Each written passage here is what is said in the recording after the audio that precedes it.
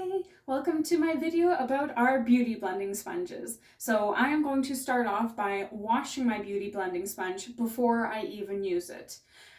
If you have a brand new beauty blending sponge, I do recommend washing it right away so that you know that it's nice and squeaky clean for when it's touching your face. Only makes sense.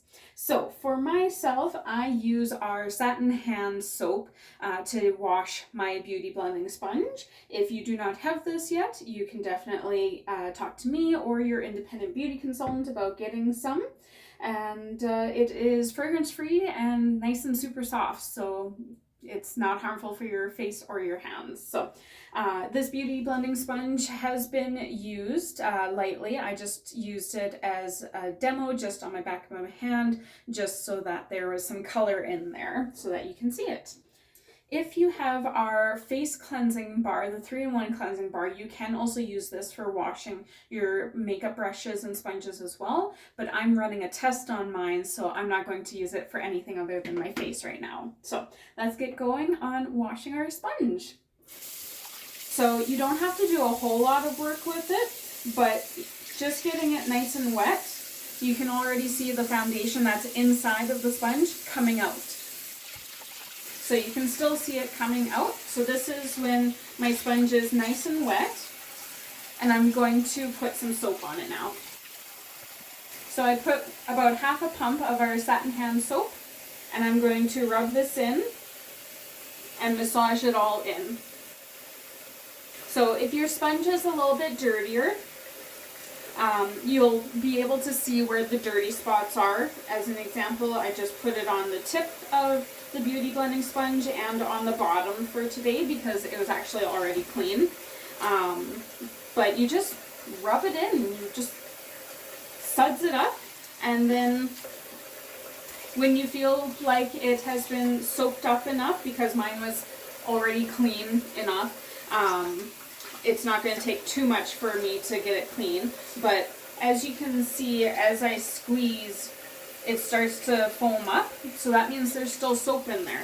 So you just want to keep wringing it through your water, just one-handed, rotating the sponge as you wring it out to make sure that you get every side and all of the pores that are in the sponge, to make sure that there's no soap left in there, because you don't want any soap left over in your sponge while you're putting on your foundation. And because my hands get tired from squeezing, I just rotate it between my two hands to, squish and squeeze the water out. And then I soak up a last little bit of water, and then I wring it out to make sure that I got all the soap out. And if anything, you can still see that there's still some foundation there. But the rest of the sponge looks good. If anything, I have some holes from where my nails dig in from when I wring out. So I'm gonna go and put some more soap on here. Now, with my sponge being wet right now, I don't have to worry about wringing it under the water right now while I have the soap. I can just massage it in to where the worst part of the foundation is, to make sure that it's all clean, because you don't want any bacteria left over in there. So now I'm pretty sure it's good. So I'm just going to go back in and keep wringing it until there's no more suds coming out.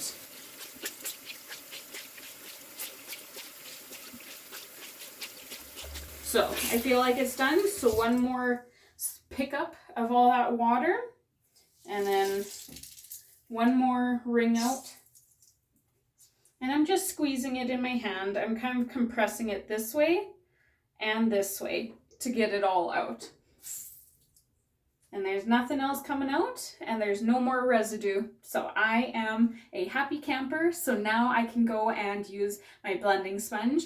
Always make sure to wash it before and after every use, especially mainly the before part. If you forget to wash it after every use, that's just going to help protect your face and prevent breakouts from the bacteria that's sitting inside of your sponge. Stay tuned and keep watching to see me use this beauty blending sponge next. All right, so now we are going to put on our face with our beauty blending sponge. And as you remember, I washed it so it's nice and wet and nice and squishy, which is perfect because what are sponges known for?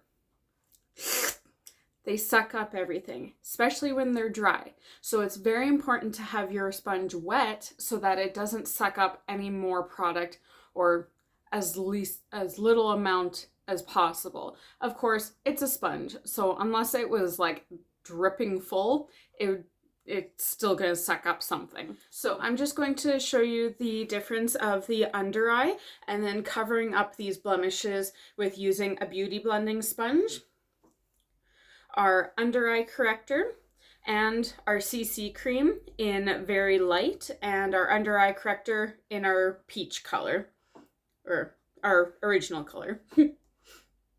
So for under eye corrector, it does come with its own wand, and that's all fine and dandy, and you can use it to just wipe it onto your eyes for where it's going to go. If you don't use a beauty blending sponge, you can also use a lip brush or a cream brush as well if you have these. If you don't have these, if you just only have your foundation brush, you can use this as well. There's so many different ways to blend this in. It just depends on the effect that you want to give with the under eye corrector and your concealer cover-up.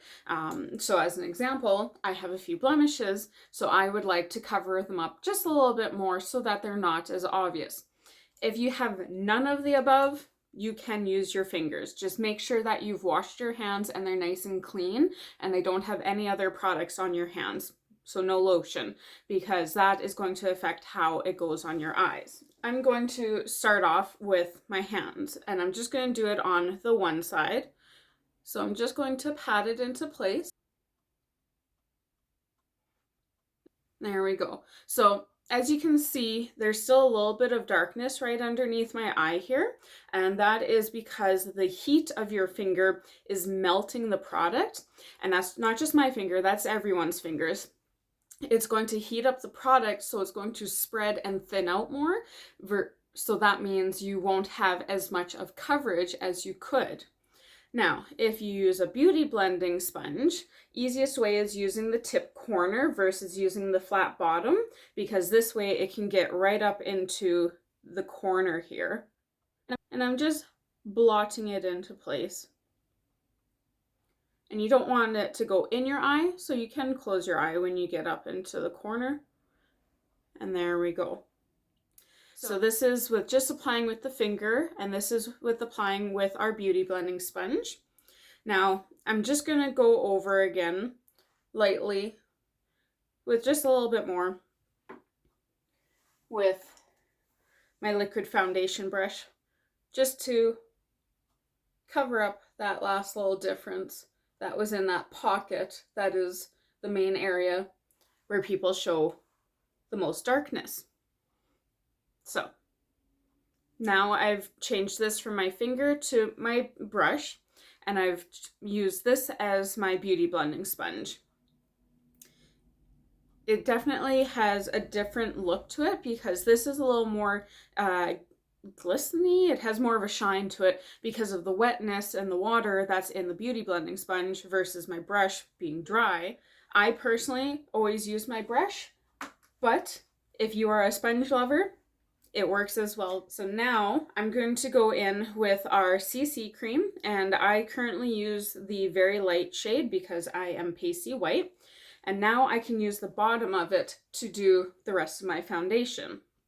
So you can just put like half a squirt on and then just blot it into place.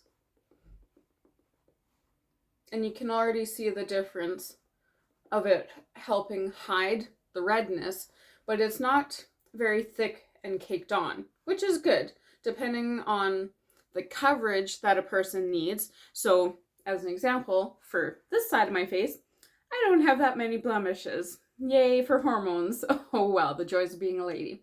So for this side, I don't have that many blemishes, so I don't need to cover up that much. But for this side, I unfortunately do have a little more for blemishes that I need that I would like to cover up myself.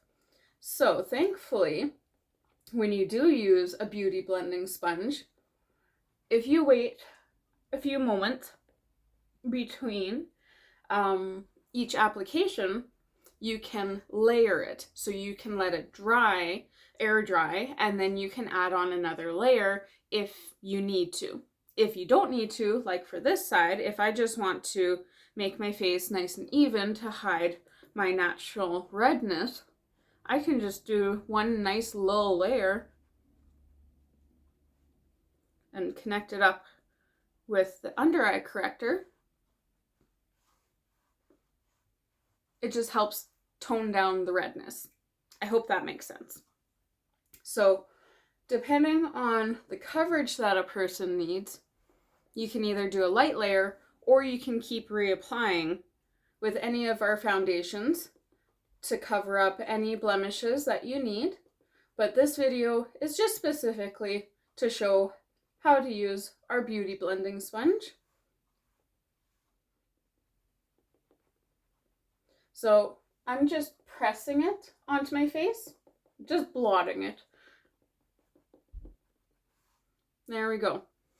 So now my face looks a little more even, other than my forehead, but I'll do that later. So I hope that makes sense, and I hope that helps you know how to use your new beauty blending sponge with some of your concealer products. If you have any more questions, feel free to shoot me a message, and I would love to help you out further. Have a great day!